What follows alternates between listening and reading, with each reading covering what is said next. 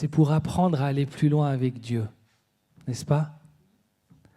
L'Église, elle est faite, c'est pas le centre de notre foi. Jésus est le centre de notre foi. L'Église, elle doit avoir une place très importante parce que c'est par l'Église que le Seigneur a décidé de nous faire grandir, de nous enseigner. Et donc, quand on vient dans l'Église, on vient avec aussi ce cœur d'être enseigné. Et quand on passe un temps dans la louange comme ça, 1 heure à le louer, eh bien, on veut aussi vous apprendre à développer cette facilité, cette spontanéité, cette attitude de pouvoir louer Dieu. On doit être en mesure, chez nous, dans notre temps, de louer Dieu même 1 heure. Et quand on a l'habitude, 1 heure, ça devient tellement court, ça passe vite.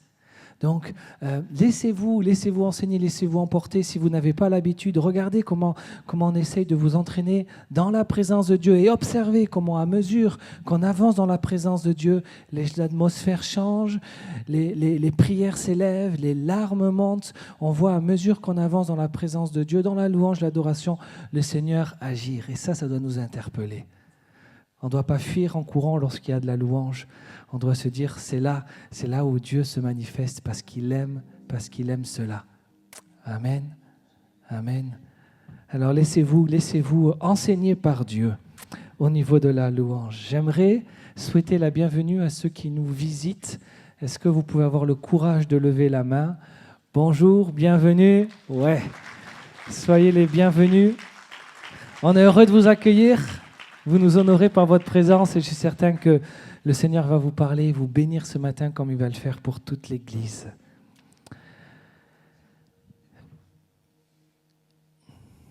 Dieu est esprit. Dieu le Père, Dieu le Fils et Dieu le Saint-Esprit. Et l'Esprit de Dieu, ce qu'il fait, c'est qu'il vient habiter dans le croyant lorsqu'il donne sa vie à Jésus, lorsqu'il accepte ce que Jésus a fait sur la croix. Et c'est le Saint-Esprit qui va mettre dans chaque croyant des dons. Des dons. Si je parle avec un peu mon accent bordelais, on va penser que je vais dire des dents. Des dons. Des dons pour que vous puissiez être une bénédiction pour toute son Église. Je veux que vous compreniez que c'est comme ça que Dieu a décidé de fonctionner. Il va donner à chacun des dons. Certains vont avoir les mêmes, d'autres vont en avoir des différents. Mais ensemble, si on manifeste ces dons-là, c'est pour le bénéfice de tout son corps. Vous comprenez? Et je vais vous parler d'un don en particulier ce matin. C'est le don du parler en langue. Le don du parler en langue. Nous sommes une église pentecôtiste. En fait, toutes les églises sont pentecôtistes puisqu'ils sont normalement issus de la Pentecôte. Mais dans notre jargon théologique, on appelle l'église pentecôtiste, église charismatique, ceux qui croient encore que les dons que nous voyons dans le Nouveau Testament, dans l'église primitive, sont pour nous aujourd'hui. Il y a plusieurs dons, mais ce matin, on va se focaliser sur le don du parler en langue. Et laissez-moi vous dire que ce don-là, il est pour tout le monde. Et que Dieu veut, je vais même être plus précis, le Saint-Esprit veut que tu puisses le pratiquer. Parce qu'il y a des choses qu'il voudrait relâcher dans ta vie par ce parler-là, par ce don-là.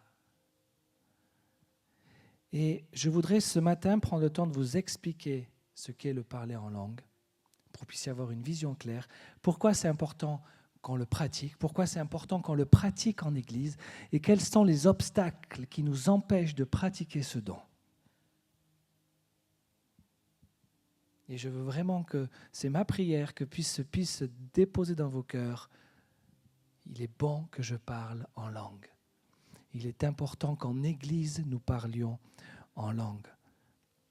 Paul dit dans 1 Corinthiens, chapitre 6, verset 17, « Mais celui qui est uni au Seigneur et un seul esprit avec lui. » Donc, ce qu'on doit comprendre ici, c'est que nous sommes un avec l'Esprit Saint.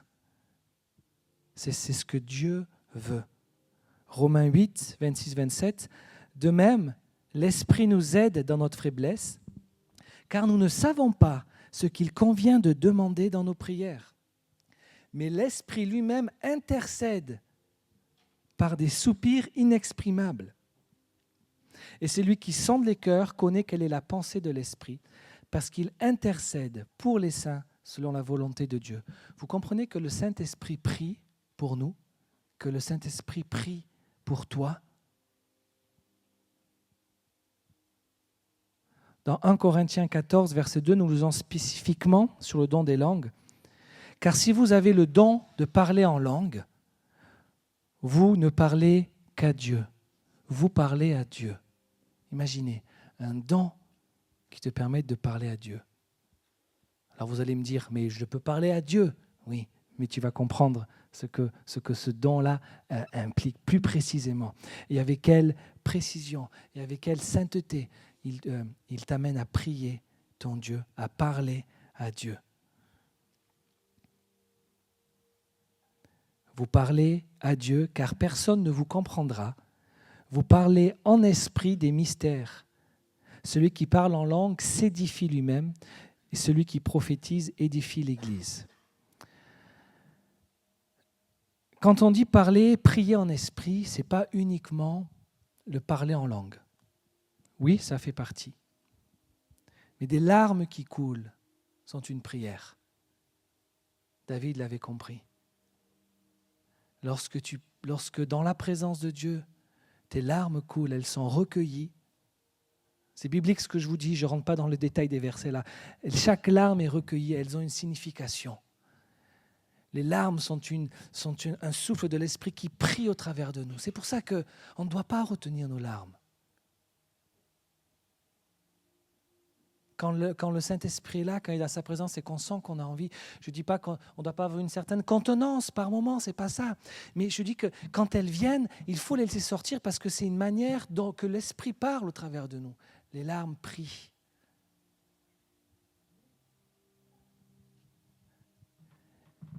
Et prier par l'Esprit, c'est se laisser toucher par le Seigneur. Et c'est aussi, mais pas que, le parler en langue. Et quand on parle en langue, on s'édifie soi-même. On se bâtit soi-même. On construit un édifice qui devient de plus en plus solide. Je ne sais pas si vous aimez être ébranlé par des choses de la vie. On aimerait tous être solide face à la tempête, solide quand les vents soufflent, solide quand les tempêtes arrivent, solide quand la difficulté est là. On aimerait être solide. Le parler en langue t'édifie. Il va consolider ta vie.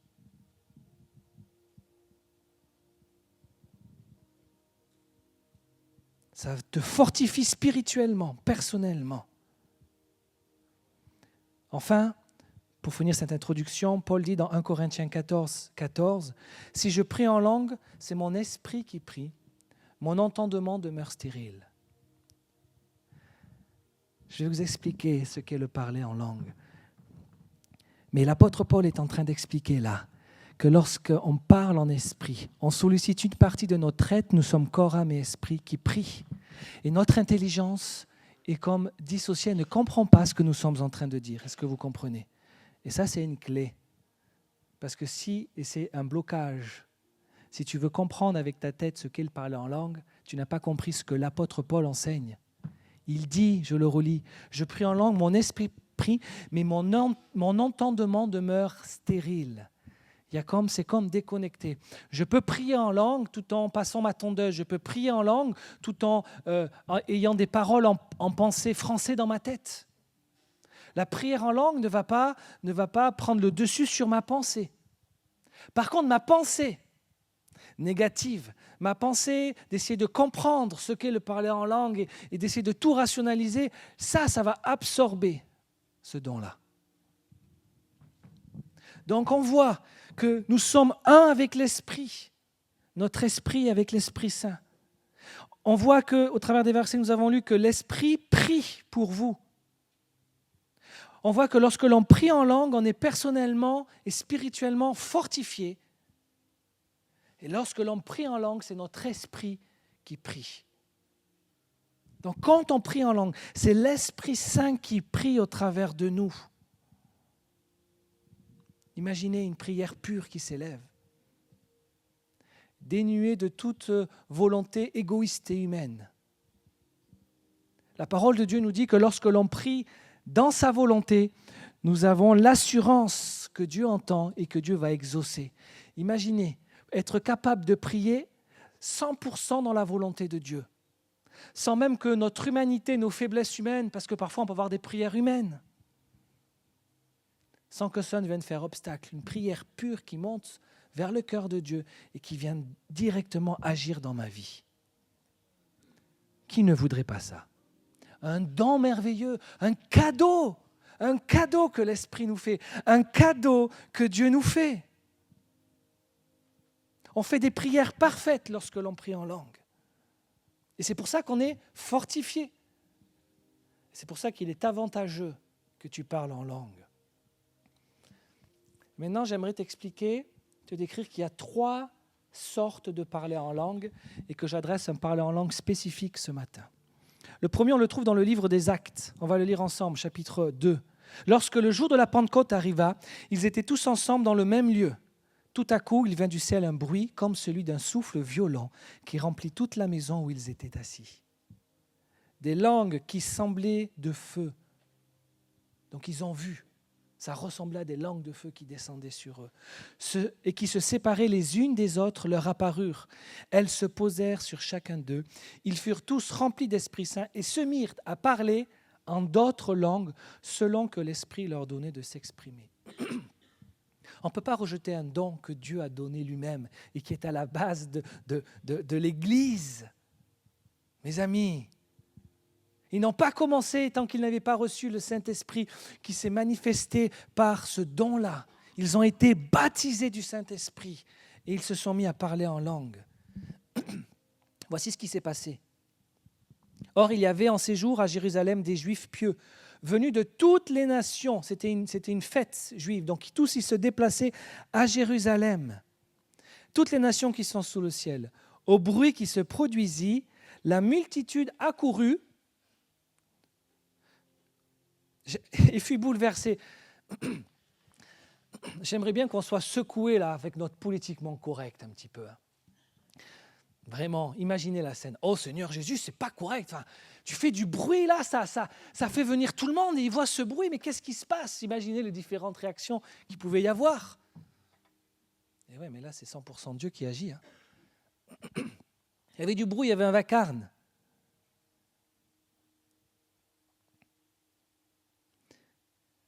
Et chacun les entendait parler dans sa propre langue. Ils étaient hors d'eux-mêmes et dans l'admiration, ils disaient « Voici ces gens qui parlent, mais ils ne sont pas tous galiléens. Comment les entendons-nous chacun dans notre propre langue maternelle? Parthes, Mèdes, Élamites, ceux qui habitent la Mésopotamie, la Judée, la Cappadoce, le Pont, l'Asie, la Phrygie, la Pamphylie, l'Égypte, le territoire de la Libye voisine de Cyrène, et ceux qui sont venus de Rome, juifs et prosélytes, crétois et arabes. Ça, j'aurais dû compter pour savoir combien de langues ça faisait là. Le Saint-Esprit parle beaucoup de langues. Nous les entendons parler dans nos langues des merveilles de Dieu. C'est une des 3 manifestations des parler en langue.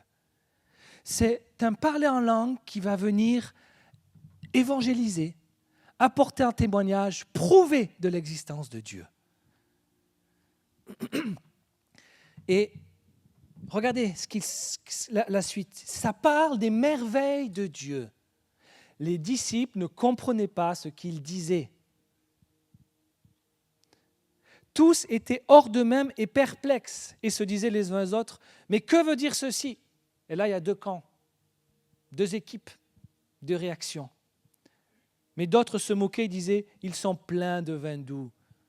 On se moque de ce que le Saint-Esprit est en train de faire. Et mes amis, nous devons prendre garde à ne pas tomber dans la catégorie de ceux qui méprisent ce que le Saint-Esprit veut faire et fait au travers de ses dons.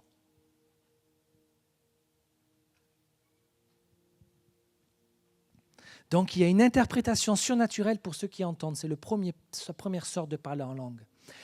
Elle est à destination de ceux qui ne sont pas encore en Christ. Elle est là pour venir prouver quelque chose. C'est un miracle. Un jour, j'ai entendu le témoignage d'un pasteur qui racontait qu'il y avait un homme qui était assis, qui priait tout le temps en langue, dans l'église. Et puis, à ce moment-là, ce pasteur-là disait, mais non, il faut un équilibre, il ne faut pas tout le temps parler en langue, parce que s'il y a des nouvelles personnes qui arrivent, ils vont se dire, mais c'est quoi cette folie? Un jour, à la fin du culte, un homme vient voir le pasteur et il dit, où est cet homme que j'ai entendu parler l'ancien grec? L'ancien grec, mais personne ne parlait l'ancien grec. Et il pointe le papy qui priait en langue chaque dimanche. Ce dimanche-là, il y avait un professeur qui connaissait l'ancien grec et il a entendu cet homme parler des merveilles de Dieu en grec ancien. Quelle preuve! Quelle preuve! Donc, c'est un parler en langue. La personne ne comprend pas ce qu'elle dit. Elle est à destination de ceux qui ne sont pas en Christ pour prouver qui est Christ. Imaginez que dans l'Église, il y ait quelqu'un qui vienne et qui a besoin d'entendre et d'être convaincu des merveilles de Dieu. Serait-ce pas dommage de faire taire le parler en langue? C'est un moyen d'évangélisation. Le numéro 2, c'est le parler en langue, les langues prophétiques. 1 Corinthiens 14, versets 23 à 33. « Que faire donc, frères, lorsque vous vous assemblez? Chacun a-t-il un cantique, une instruction, une révélation, une langue, une interprétation? Que tout se fasse pour l'édification. » Donc, j'en parlerai un petit peu plus tout à l'heure, mais Paul règle un problème de désordre qu'il y avait dans l'église de Corinthe. C'était le bazar. Donc, il donne des consignes claires pour dire, bon, on va reprendre à la base. Voici comment vous allez vous comporter pendant le culte. Si l'un parle en langue, tout au plus, 2 ou 3, et encore chacun à son tour, qu'il y ait aussi un interprète. S'il n'y a pas d'interprète, qu'on se taise dans l'église et qu'on parle à soi-même et à Dieu. Donc ce parler-là, en langue, c'est un parler spécifique qui ne s'adresse pas comme le premier à des gens qui ne sont pas en Christ, mais qui s'adresse à l'Église. Et donc, puisqu'il s'adresse à l'Église, il faut que l'Église puisse le comprendre. C'est dommage de m'adresser une parole qui m'est destinée et que je ne la comprends pas. Et Paul, il dit, si c'est pour l'Église, il faut donc qu'il y ait quelqu'un qui interprète. Est-ce que vous êtes avec moi? Vous comprenez?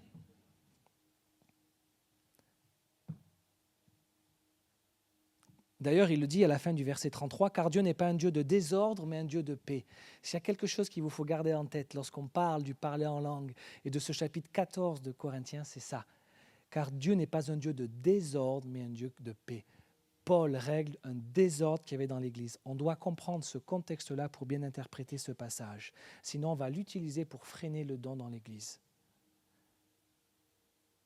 Donc, comment ça se manifeste? Quelqu'un va donner une parole en langue un peu plus forte et quelqu'un va recevoir dans l'assemblée l'interprétation pour l'Église. C'est la deuxième sorte.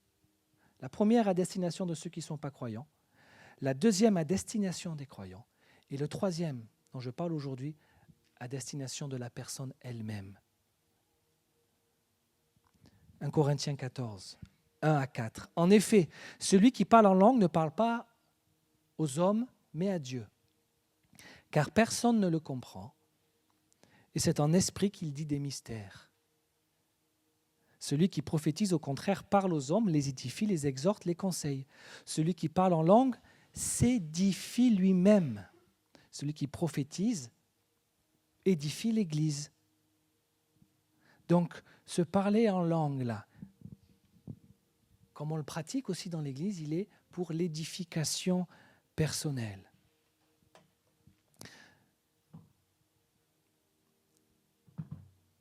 J'aimerais vous illustrer quelque chose. Tiens, Jonathan, tu vas venir avec moi. Viens me rejoindre. Ouais, viens me rejoindre. Une autre personne. Catherine, allez, viens Catherine. Je veux que vous compreniez quelque chose. Venez. Oui, viens. Nous sommes, mets-toi là. Et Catherine, mets-toi à côté de Jonathan. Ici, là. Nous sommes corps, âme et esprit. En fait, nous sommes un esprit qui a une âme et qui vit dans un corps. L'esprit, c'est la partie spirituelle. Cette partie-là, la Bible nous dit qu'elle est morte tant qu'on n'est pas en Christ. Notre conversion ce qu'on appelle conversion, le terme exact devrait être notre nouvelle naissance, lorsque l'on reconnaît Jésus comme notre Sauveur et notre Seigneur, et à la nouvelle naissance, et l'Esprit prend vie. L'âme, c'est le siège de nos sentiments, de nos émotions, c'est nos pensées, c'est notre volonté, c'est notre mémoire, c'est notre être. Et notre corps, c'est notre corps, quoi. Et quand on n'est pas en Christ, notre corps, c'est notre nature charnelle déchue. C'est l'héritage du péché originel d'Adam. Celui-là va toujours, ce n'est pas ton cas, on illustre, hein? Tu es un homme de Dieu. Le corps, il va toujours tirer l'âme à lui. Une volonté, sa propre volonté et non pas celle de l'esprit. Son propre désir. Et par les désirs de la chair, il va attirer l'âme à lui. Comprenez? Quand on est régénéré, lorsqu'il y a l'esprit qui vient, l'objectif, c'est l'inverse. C'est l'esprit qui attire l'âme à lui pour qu'on puisse faire la volonté de Dieu, pour que l'on puisse obéir à Dieu, pour que l'on puisse avoir la pensée de l'esprit. Et c'est la raison pour laquelle la parole nous dit qu'il faut qu'on meure à nous-mêmes afin de marcher par l'esprit. On ne peut pas marcher par la chair et par l'esprit. Et il y a cette tension, et c'est pour ça que la Bible nous dit, si tu ne veux pas marcher selon les désirs de la chair, marche par l'esprit. Marchez par l'esprit et vous n'accomplirez pas les désirs de la chair. Et cette distinction, c'est ça qui s'appelle mourir à soi-même. C'est ça que la Bible parle de porter sa croix. Est-ce qu'on est ensemble? Maintenant, lorsque tu permets au Saint-Esprit de prier au travers de toi, le parler en langue, tu viens fortifier ton âme, tes pensées, ton corps, ta volonté. Mes amis, pourquoi se priver d'un don qui va venir nous fortifier?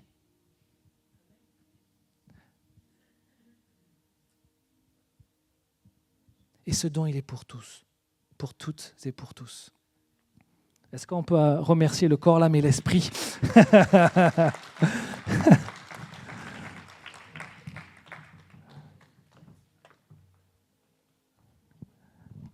Donc, le parler en langue va venir nous fortifier.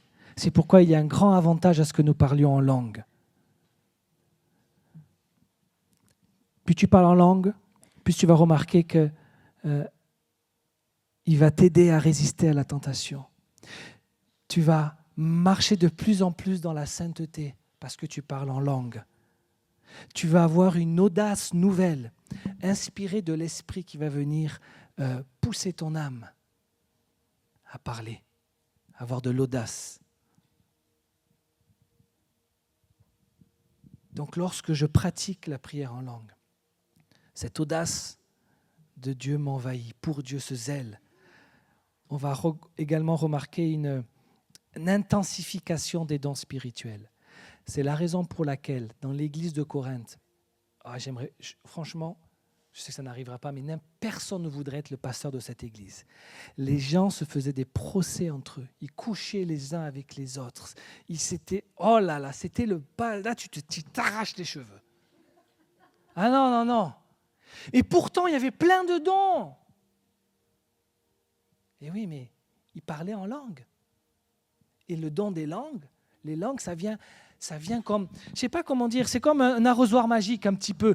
Dès que tu pries en langue, tu viens arroser le don que le Seigneur, le Saint-Esprit t'a donné et tu le fais de suite fleurir, tu le fais fructifier. Donc lorsqu'en Église, on parle en langue, je ne parle pas du parler en langue qui est à destination des non-croyants, dont l'interprétation va venir. Je ne parle pas du parler en langue spécial, une voix qui s'élève avec une interprétation pour l'Église. Je parle de l'édification personnelle. Lorsque chacun parle en langue, il permet au don de l'Esprit d'émerger dans l'Église. Alors pourquoi même celui-là? Je discutais avec un homme qui venait me voir, mais ce n'était pas du tout mal intentionné. Il venait se poser des questions. Il me dit, mais le parler en langue, là, c'est pour soi-même, c'est pour l'édification personnelle, on ne doit pas parler en Église. Je dis, ah oui, dans l'Église, on n'a pas le droit de se fortifier spirituellement? Bien sûr que si. Franchement. C'est pas moi qui vais interdire. Au contraire, venez dans l'église et ressortez fortifiés. Eh oui. Seigneur, fortifie-moi, fortifie-moi. Oui, oui, oui, écoute-moi, je t'ai donné un don. Pourquoi tu ne le pratiques pas? Non, mais Seigneur, non, mais pas comme ça, fortifie-moi. Non, oui, mais moi j'ai choisi de passer par le parler en langue. Ah, donc il faut que je parle plus en langue. Bah, tu sais pas, tu vas être fortifié. Tu vas être plus efficace dans ton combat contre la tentation. Donc ça vient intensifier les dons spirituels. Les dons de prophétie sont plus précis, aiguisés. Pareil pour les dons de guérison, pareil pour le don de discernement. Le surnaturel devient actif. On commence à entendre la voix de l'Esprit avec une plus grande clarté, confiance. On commence à entendre les murmures de l'Esprit, celles qui donnent à notre cœur. À mesure que tu pries en langue, tu cultives une conscience, une réactivité et à la voix de l'Esprit Saint. Tu pries en langue, la révélation tu commences à comprendre mieux la Bible. La semaine dernière, on a prié pour ceux qui désiraient avoir des révélations nouvelles quand ils lisent la Bible. Oui, Dieu peut donner comme cela. Mais je veux te dire aussi qu'une des réponses à la main que tu as levée, c'est la prière en langue. Je ne te dis pas que si tu ne me pries pas en langue en ouvrant ta Bible, tu ne vas rien recevoir. Ce n'est pas ça que je dis. Je dis que la prière en langue va t'aider. Vous comprenez ?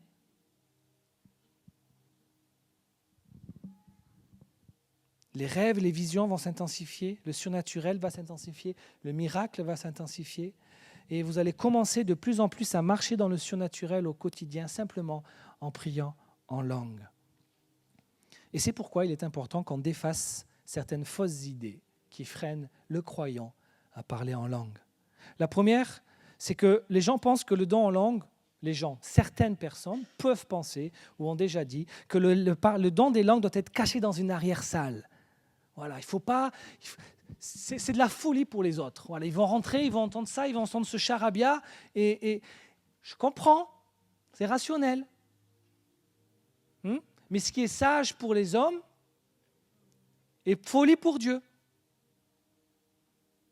Vous comprenez ? On raisonne avec nos propres peurs. On a peur. Vous savez, si on est conduit dans notre marche avec le Seigneur par la peur, c'est une porte qui permet au diable d'influencer notre vie. On décide d'être une église comme celle qu'il y avait au temps de Jésus, au temps des apôtres. Ils parlaient en langue.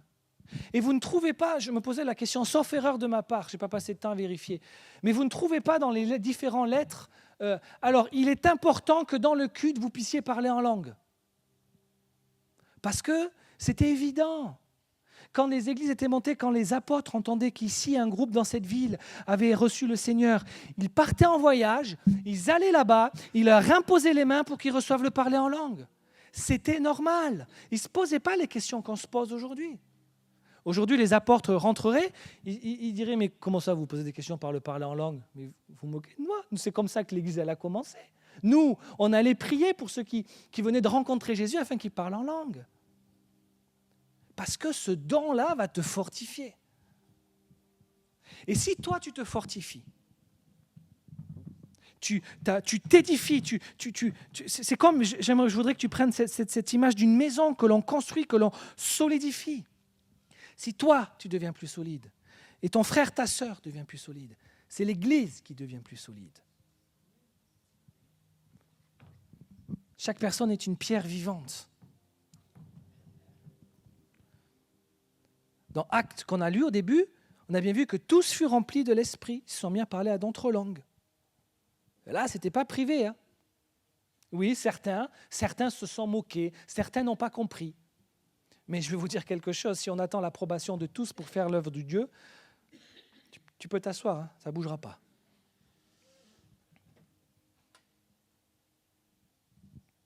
Il y a des personnes qui ont besoin de prendre une décision, de ne plus marcher dans la peur. et de décider de marcher soit selon les principes et ce qu'ils voient et ce qu'ils entendent des Écritures. Il faut se positionner. Il faut décider de dire non, ok, ça c'est ce qu'il vivait, je décide de le vivre. La deuxième fausse idée, c'est que le don des langues n'est qu'une langue terrestre.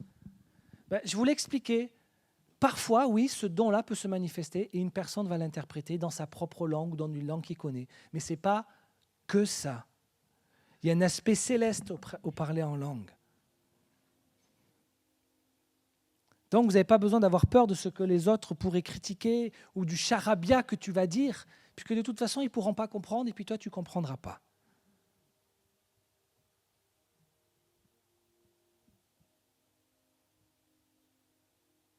Et ce n'est pas parce qu'on ne comprend pas qu'on doit rejeter. Et souvent, on dit, il faut être dans l'équilibre. Ah ouais. Personne n'est contre être dans l'équilibre. Mais parfois, c'est un beau prétexte pour se cacher derrière la vie de l'esprit. Moi, je crois qu'on doit aller complètement dans ce que la Bible dit. C'est une langue céleste. C'est un don. Forcément, si ça vient de l'esprit, ça vient de lui, ça ne vient pas de la terre. C'est un don du ciel.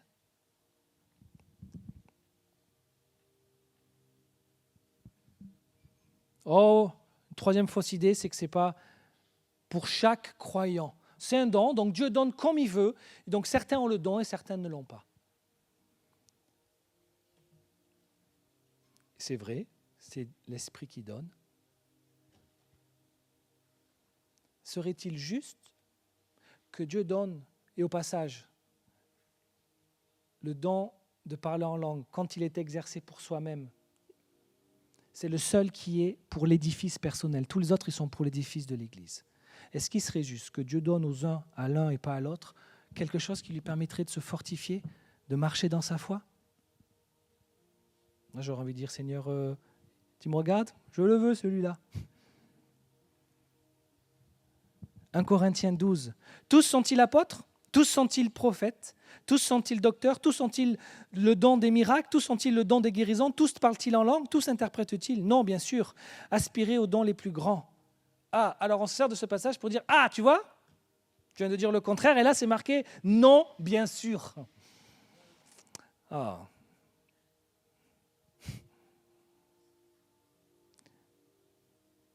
C'est quoi le contexte de Paul ? Paul parle du désordre qu'il y avait dans l'Église, là encore.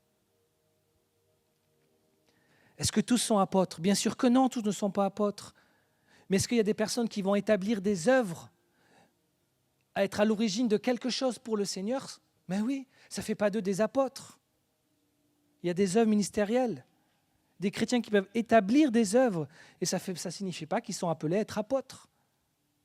Ils ont un domaine d'appel particulier, une grâce particulière. Ils sont appelés à aider, à établir des œuvres. Tous sont-ils prophètes ? Non. Tout le monde n'a pas l'office de prophète. Tous n'ont pas des dons de prophétie, mais chaque croyant peut entendre Dieu. Tous sont-ils docteurs, c'est-à-dire enseignants ? Non, tous ne sont pas appelés à être enseignants. Mais on doit tous être prêts à donner raison de l'espérance qui est en nous, d'expliquer pourquoi on croit. Tous ont-ils le pouvoir de faire des miracles ? Non, il y a un don particulier pour cela. On ne dit pas aux croyants, vous ne pouvez pas croire en votre, vous ne pouvez pas croire en votre miracle, vous ne pouvez pas croire en votre percée parce que vous n'avez pas le don des miracles. Non, on vous dit, crois au miracle dans ta vie. C'est vrai, pourtant, certains ont un don spécifique pour faire des miracles, des signes et des prodiges. Ça ne veut pas dire qu'on ne peut pas vivre dans nos vies des miracles, des signes et des prodiges.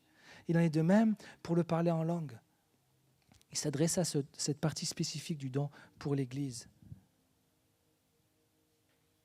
L'apôtre Paul dit, « Je souhaite que tous parlent en langue. » Il ne se contredit pas. Je me réjouis que je parle en langue plus que vous tous, dit l'apôtre Paul. Je souhaite que tous parlent en langue. Il avait compris, Paul. l'intérêt de ce don-là. Celui qui parle en langue, chapitre, je vous le relis, 1 Corinthiens 14, versets 4 et 5, celui qui parle en langue s'édifie lui-même, mais celui qui prophétise édifie l'Église.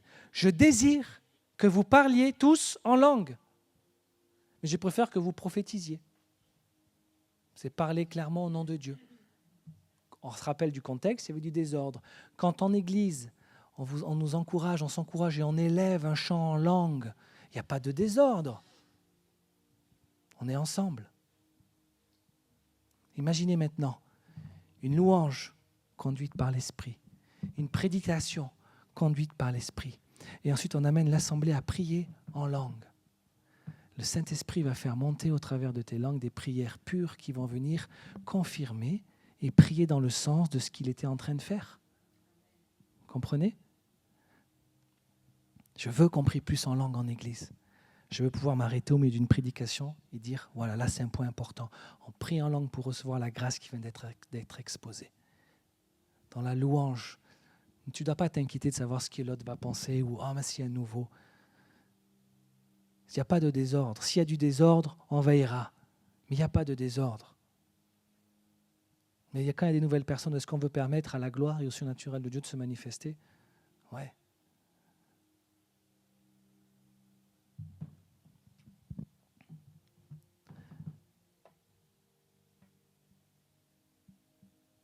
Je vais m'arrêter là. Il y aurait d'autres choses que je pourrais dire.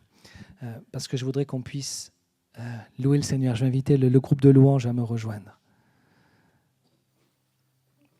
Et on va se lever. Et on va demander au Saint-Esprit, on va appeler le Saint-Esprit. Ensuite, après le chant, on fera un chant en langue. Et ceux qui veulent recevoir ce don-là, qui ne l'ont pas ou qui ne parlent pas encore en langue, vous allez le demander au Saint-Esprit. Vous avez été enseigné, vous comprenez l'utilité de ce don maintenant. Et alors que l'on commencera, après avoir invoqué l'Esprit Saint, à parler en langue, tu vas commencer à ouvrir ta bouche parce que tu ne peux pas parler la bouche fermée. Et tu vas commencer à parler. Et avez-vous déjà vu un bébé commencer à parler correctement ? Des fois, quand mon fils me parle, je vois qu'il a envie de me dire quelque chose, je ne comprends pas. Je fais, ouais, c'est bien. Je dis oui, je l'encourage, mais je ne comprends rien, c'est un charabia. Voilà. Maman, papa, il sait le dire. Donc c'est pareil quand on parle en langue. Au début c'est une forme de charabia, eh bien, il faut commencer, c'est comme ça que ça commence. Ok ? Alléluia.